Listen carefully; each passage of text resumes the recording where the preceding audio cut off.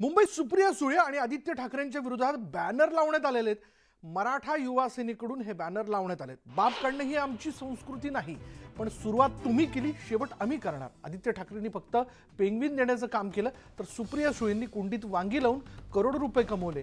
आता कोरडे उपदेश देतात। ठाकरे आणि पवारांनी भ्रष्टाचार करून महाराष्ट्राचे लसके तोडले, म्हणून तरुण 50 वर्ष मागे गेलाय, अशा आशयाचा मजकूर या बॅनरवर लिहिण्यात आलाय। आदित्य ठाकरेंचं महाराष्ट्रासाठी योगदान म्हणजे 2 पेंग्विन दिलेले आहेत। कोणतरी ती ताई कुंडीतली वांगी लावून करोडो रुपये कमवले आणि महाराष्ट्राच्या तरुणांना कोरडे उपदेश द्यायचं काम चालू आहे।